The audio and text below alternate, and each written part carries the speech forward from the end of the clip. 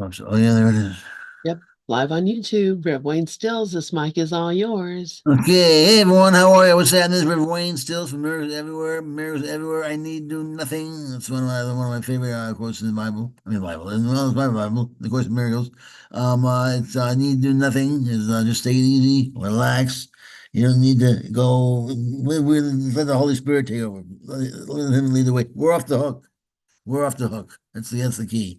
You just give up to the Spirit. Let Him lead the way, and you do nothing. Just follow the leader. Just be a sheep and let the shepherd lead the way. That's all you gotta do. It's not simple in theory. It's just simple to practice. I mean, difficult to practice because none of us wants to be led. We don't want to be the leader. And the thing about it is that if you want to be the leader, then the leader gives up his leadership to you. He says, okay, you lead the way. And so long as you're leading the way, you get lost in the road. The first thing we do when we're leading the way is we close our eyes. The first thing we do is, okay, now that I'm leading the way, I'm going to get lost. I'm going to wander. I'm going to here and I'm going to go there. That's like that they had on the Good Place when they had to go walk down the hallway and I think it was Tahani. She had to walk down a certain hallway and she couldn't stop off at any of the doors and deal with any of her problems. Any of her issues. She couldn't stop him and face. She could face him, but she couldn't. She had issues where she was always trying to prove herself to her parents, and she couldn't. She go straight to the end of the hallway without dealing with without trying to prove herself not, every door she opened was was her way of saying I'm less than was her way of saying she had to make the end of all she had to do was walk to the end of the hallway. But she always opened up a door that delayed her victory, and delayed her getting to the end of the hallway. Whether it be trying to prove to her sister that she was a somebody, or trying to prove to her parents that she was better than her sister, or trying to prove to her friends that she was a great philanthropist. She had to prove to everyone that she was great, she was wonderful, she was fantastic, and she had all these doors of family and friends that she just couldn't help herself. She had to stop off at one of these doors and tell everyone how great she was. But if she didn't do that, and she was proud of herself, had enough pride to get through the day, had enough self-esteem to get through the day, and didn't have to have everyone else pat her on the back, and then all she had to do was walk about 40 feet to the end of the hallway, and she couldn't do it. That's us. We can't just get to the end. We can't just get from Egypt to the promised land.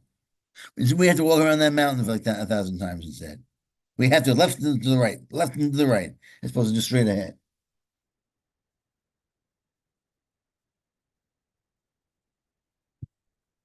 Miracle is that we have a navigator.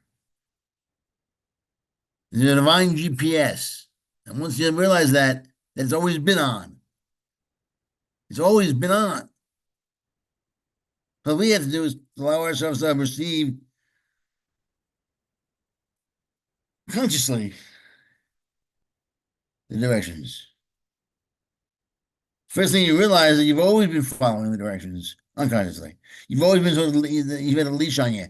You know, it's just those turtles that have always had the strings on. I took it some months back. Turtles that had the strings on them, and so they were no go. They were really going nowhere. They thought they were moving, but they were really moving nowhere because the strings they held them in place because they didn't really have essentially they didn't know how to move in closed places. So saying we don't really know what we're doing. We don't know how to spiritually move or emotionally move. We had no clue. We had no clue how to emotionally move. So what do we do? So we need that spirit to move us for us. So we need emotional support. We need emotional diapers is what we need. All we do is just crap all over each other, and mainly all over ourselves. We don't grow up physically, but we don't grow up at all emotionally and spiritually. We stay mean little children emotionally. We get better at it as we get older. And the kids are all very, always say they're very honest and they can be very cruel to each other. Not as cruel as we get older. When the kid gets older, he says of institutions that are cruel. The fantasies get crueler and stricter and more restrictive.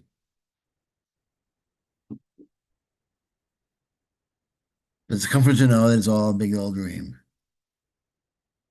Like Pete Holmes said, you live in life, you're a child. One day, we'll be laughing at the whole idea of life, or life as we understood it now. Three-dimensional life, 3D.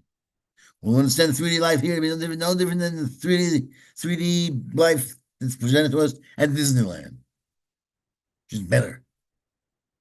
So much better that it actually fools us completely. It's a simulation.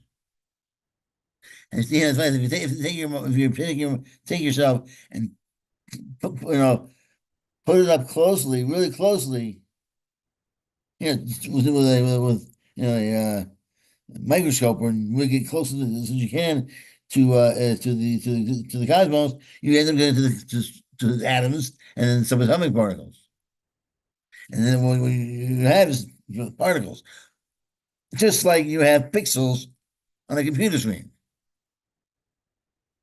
Everything disappears into particles. Everything, which is almost like a simulation. We're in a simulation. And if there are simulations, and if there are virtual histories, virtual ancestries, who put together virtual families, then there must be all over the cosmos and all over civilizations on other planets. So what's the chances of us being in a base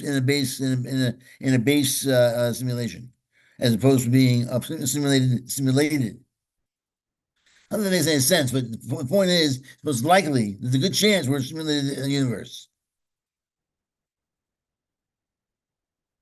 And what are the chances of that being simulated universes out there? And what are the chances of us not being a simulated being if that's the case? This is why people mostly believe in simulated universes. Most likely that the way things are set up, they probably are that they exist. And therefore they exist in the millions and the billions and trillions in there. Most likely we are one of them.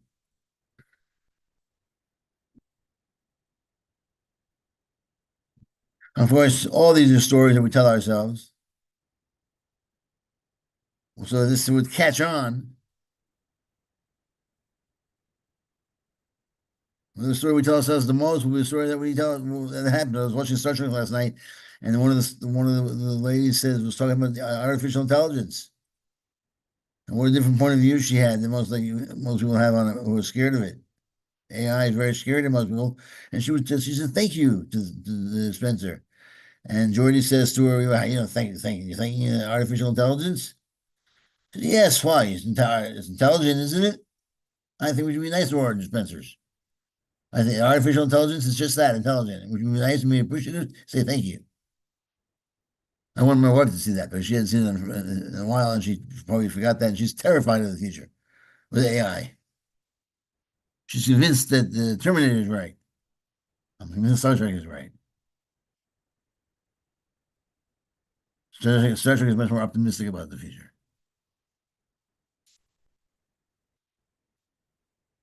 Sort of. They do posit 600 million deaths in World War III. But then they're optimistic about the future. All right.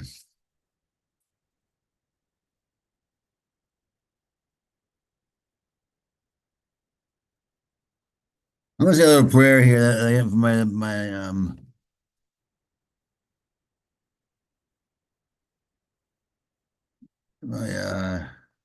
year of miracles by Marianne Williamson.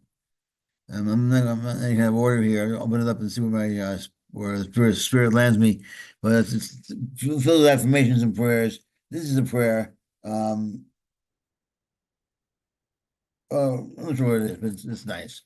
It's called "The Purpose of My Life is to Grow into My Perfection." The embryo needn't struggle to become a baby, and the acorn needn't struggle to become an oak tree. Nor do I need to struggle to become the person I am created to be. I am supposed to be by I'm supported by nature in the process of my self actualization. As I show up in glory, my life will be glorified and will be glorious. As I celebrate the beauty of life, life itself will celebrate my beauty. As I relax into the flow of the miraculous, the miracles will find me. I will embody in time the perfection of my true self. Dear God, I surrender to the thoughts of love that I may find my way with you. I am finding you. I will find myself, and then I will know joy. Amen.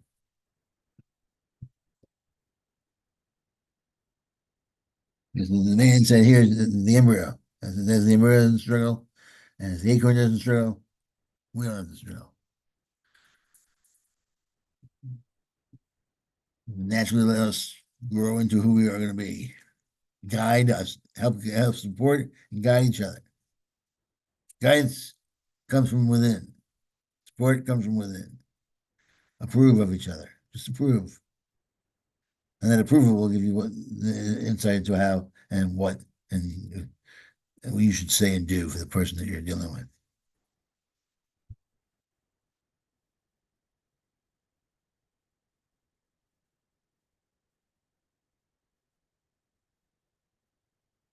All right. I'm gonna play the I'm gonna play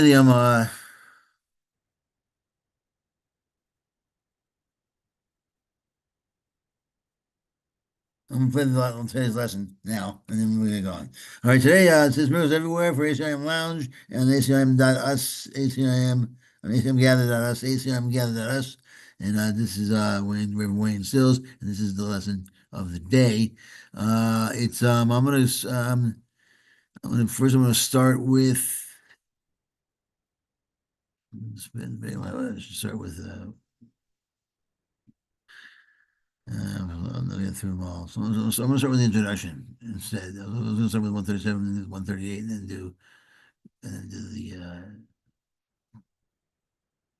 then do the review. I'll never get through them both and then do the review. So I'll just do the introduction and then the review. All right, sing it out loud, guys. Sorry about that. Here we go. This is the review for the section and for this review section. Review for introduction. All right. So here we go. Review 4. Introduction. Now we review again, this time aware we are preparing for the second part of learning how the truth can be applied. Today we will begin to concentrate on readiness for what will follow next. Such is our aim for this review and for the lessons following. Thus, we review the recent lessons and their central thoughts in such a way as will facilitate the readiness that we would now achieve. There is a central theme that unifies each step in the review we undertake, which can be simply stated in these words. My mind holds only what I think with God.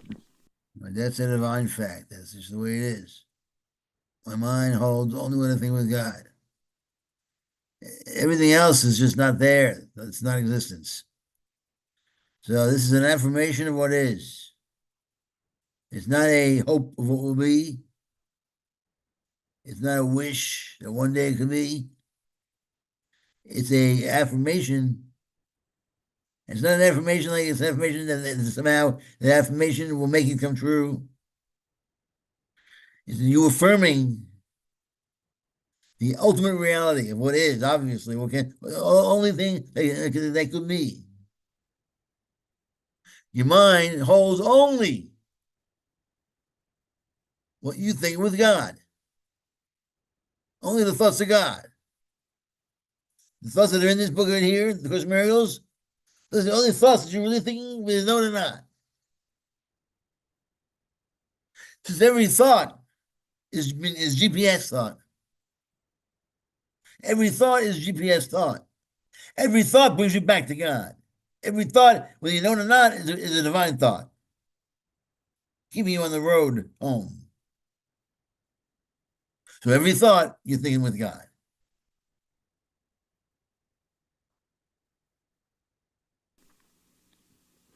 That is a fact and represents the truth of what you are and what your Father is. It is this thought by which the Father gave creation to the Son, establishing the Son as co-creator with himself. It is this thought that fully guarantees salvation to the Son. For in his mind no thoughts can dwell but those his Father shares. Lack of forgiveness blocks this thought from his awareness, yet it is forever true. Let us begin our... That's an example of how the subconscious blocks us from awareness, but it's forever true. Just because we're not aware of something doesn't mean it's not true, obviously. Everything that's true is true, it's always been true. You don't change the truth by being unaware of it. If you can make something different by being unaware of it, then that's not even, it's not reality. It's a fake, it's a false reality. It's a reality with a small r. It's an agreed upon reality.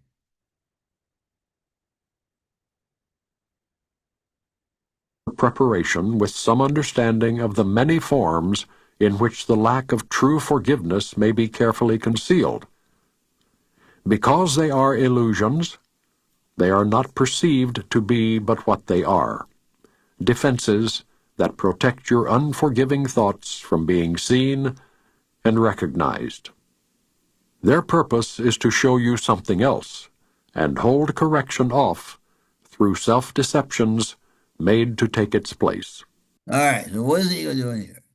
The ego's, one of the ego's things is that it doesn't want you to deal with your stuff, your shit, the stuff that's keeping you down, so that's making your life terrible.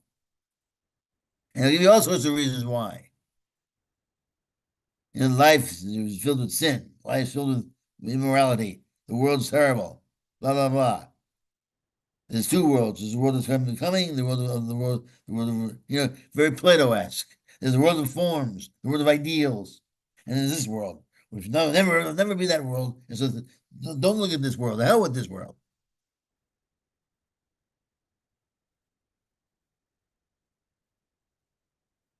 The purpose is to show you something else and hold correction off to self-deceptions that may take its place. So the purpose is the ego is to do anything it can do to have you curse the world and not see the resurrection and not see life and not see goodness and not see compassion and see the light of God, but to see darkness instead, see misery, suffering.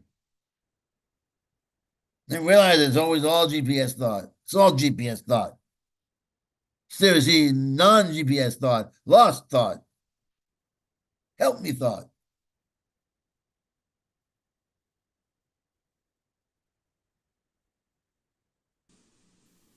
And yet your mind holds only what you think with God. Your self-deceptions cannot take the place of truth. No more than can a child who throws a stick into the ocean change the coming and the going of the tides, the warming of the water by the sun, the silver of the moon on it by night.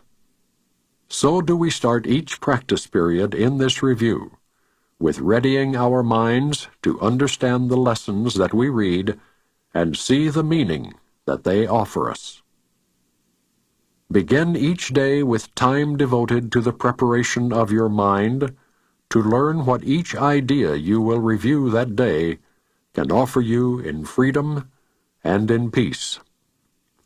Open your mind and clear it of all thoughts that would deceive, and let this thought alone engage it fully and remove the rest. My mind holds only what I think with God.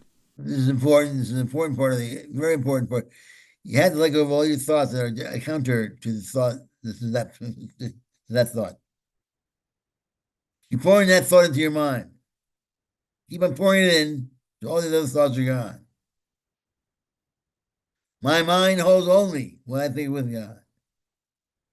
I'll say it 1,000 times. And don't try to push it into your mind, but just keep on saying it. So eventually your mind just by default starts to say it. And so every time you get a small tweak of resistance to the idea, it comes right in there and gets rid of it. So not even a small knock on the door of anyone looking to see if you're in there. They go right by your door. They don't even see your door. Your door is hidden with Christ and God.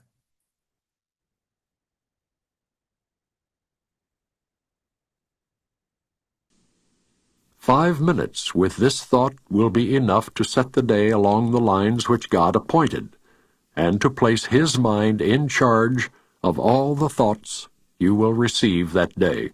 How cool is that? If we set our minds to in place to be in His mind all day long, to place His mind in charge of all the thoughts that you will receive that day. All my thoughts I'm receiving are going to be His thoughts that I received today. I place in my mind with under His charge. Total alignment. My will is not His will. His will is not my will. Both our wills are exactly the same. I know what He wants, and He wants what I want. I want what He wants. She, they, whatever. It's not the kind of thing that God's really worried about. Gender is not His concern, her concern, its concern. They will not come from you alone, for they will all be shared with Him. And so each one will bring the message of His love to you, returning messages of yours to Him. So will communion with the Lord of hosts be yours, as He Himself has willed it be. And as His own completion joins with Him, so will He join with you who are complete, as you unite with Him, and He with you. After your preparation, merely read each of the 2 ideas assigned to you to be reviewed that day. Then close your eyes and say them slowly to yourself. There is no hurry now, for you are using time for its intended purpose. Let each word shine with the meaning God has given it, as it was given to you through His voice. Let each idea which you review that day give you the gift that He has laid in it for you to have of Him. And we will use no format for our practicing but this. Each hour of the day bring to your mind the thought with which the day began, and spend a quiet moment with it.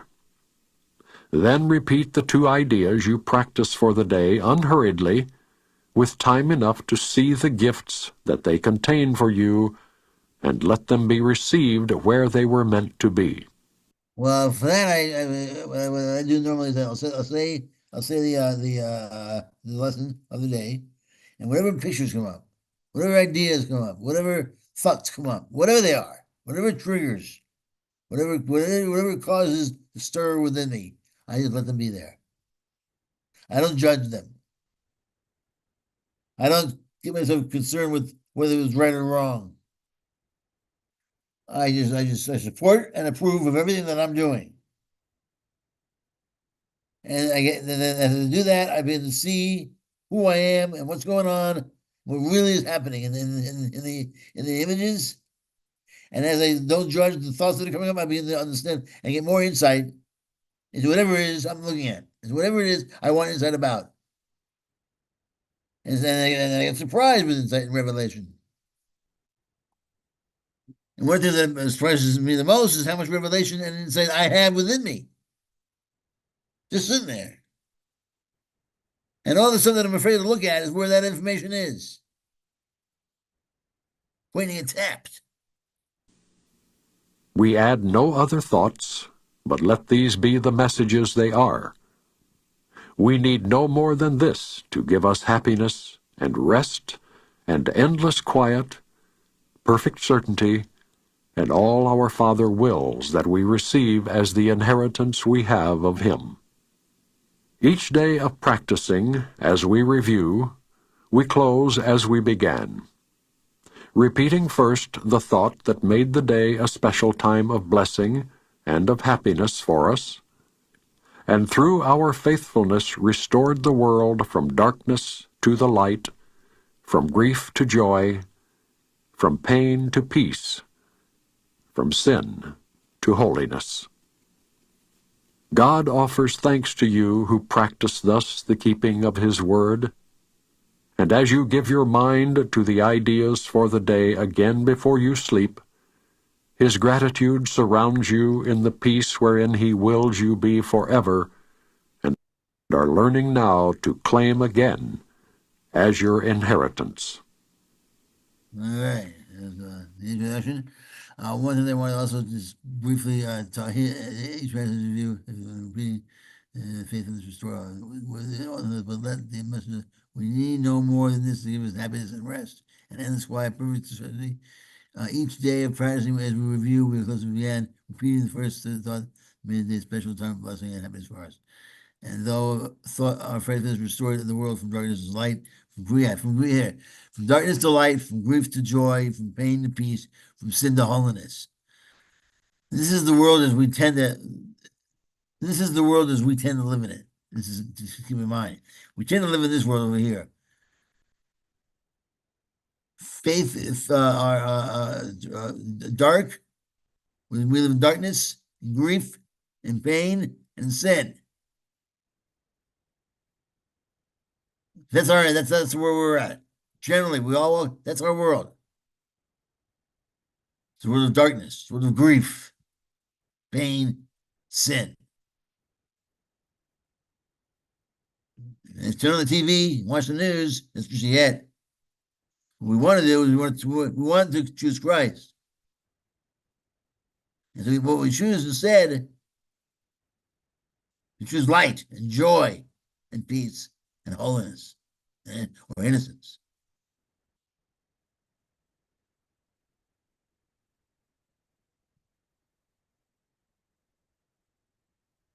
He wills you forever.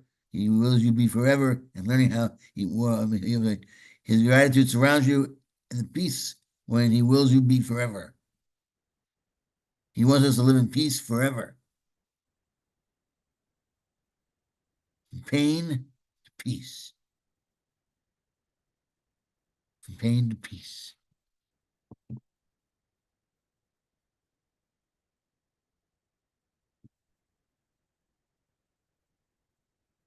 All right, let's just do a little review from my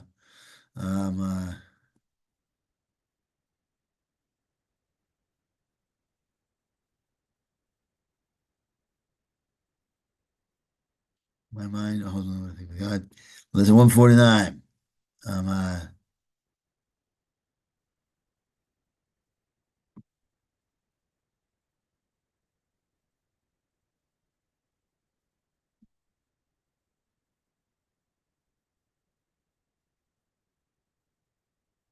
Lesson 149. My mind holds only what I think with God. 137. When I am healed, I am not healed alone. 138. Heaven is the decision I must make. That's lesson 149. Those are two of the important today. So what you would do is every hour you would do those meditate on those particular mantras, on those lessons. And then if you want to take a look, figure out what to do exactly with those, you go back into the intro and you read that again, and then you go back and you do the lesson here. When I'm healed, I am healed alone, and I'm not healed alone. We are each other. I mean, think of it this way: in your consciousness is one. You have a dream at night. This is a dream. You are the dream. So whenever something happens at one point of the dream, it's holographic. It happens everywhere. People don't know when they're being healed. Most people don't even know I'm being healed. They get we're always being GP. We're always GPSed. We're always walking home, and we don't even know it. So we wouldn't even know if we're being healed. We don't know when we're being pulled away from the cliff. How many times I would have fallen? You know, I mean, every time I go down my staircase, I always almost fall, just about. And I would wonder how many universes are there where I did fall.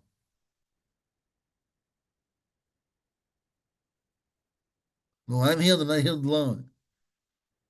When I stop my fall, there's a lot of other people that I help stop their fall as well.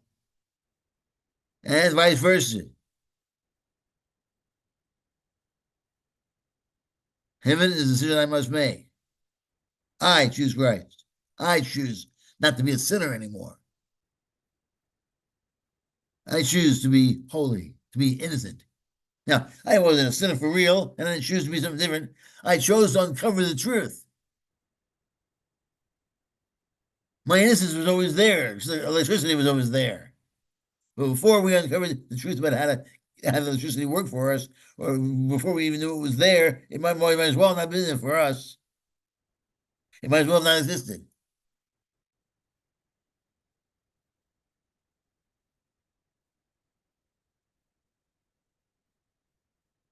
Heaven is a decision I must make.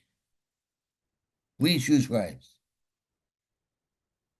or we choose ego. Choosing Christ simply means we choose the truth of what is. We choose the reality of our experience.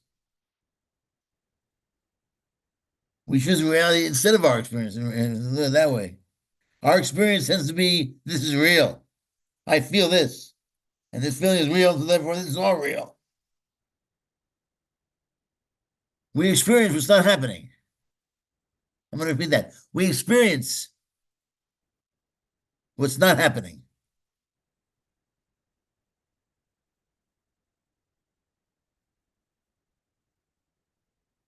We have this all the time. We're experiencing what's never happened. It's always all your ancestors and you have always experienced what's not happening. That's what forgiveness is getting in touch with that truth, getting in touch with that reality with a capital R. That truth we didn't make up. We didn't invent that truth. The truth's always been.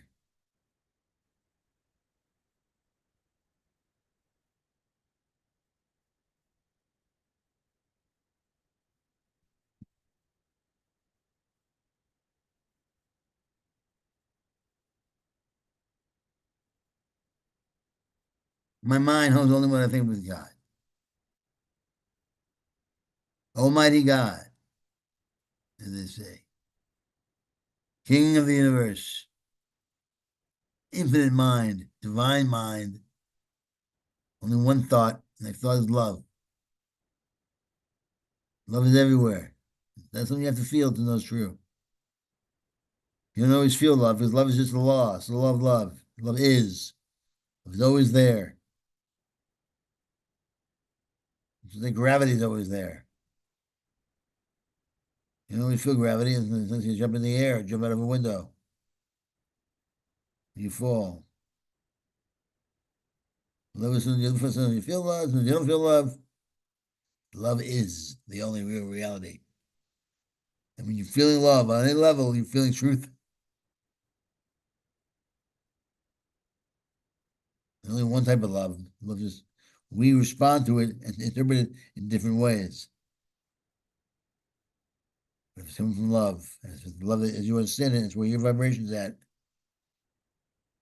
And try to experience that, knowing that it's still not happening.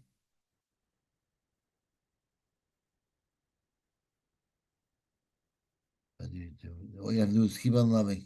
And as you expand your consciousness, you do it through love.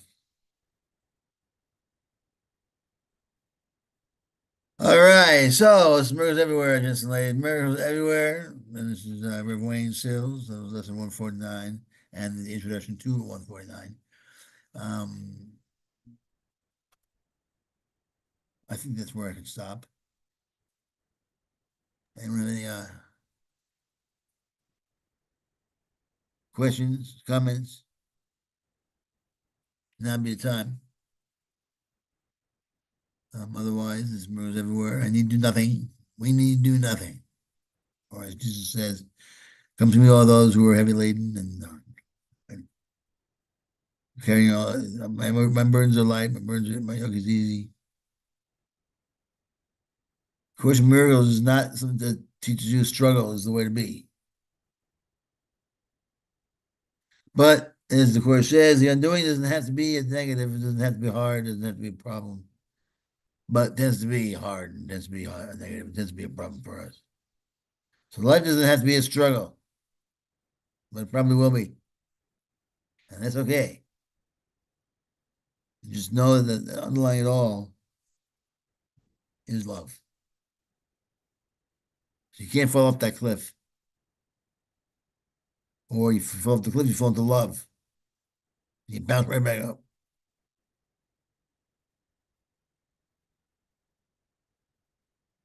Safety nets are all over the place. If the safety protocols are on, and you can't turn them off. Lord knows we will try to turn them off just for fun of it, but they can't. All right, Jason, like I said so much. God bless you all. I love you. See you when I see you. I'll see you Monday next at 1 Eastern, right? 1 Yep. Eastern. 1 Eastern. And until then, everyone, peace. Thank you so much, Rev Wayne Stills. Wonderful sharing, and I do appreciate it so very much.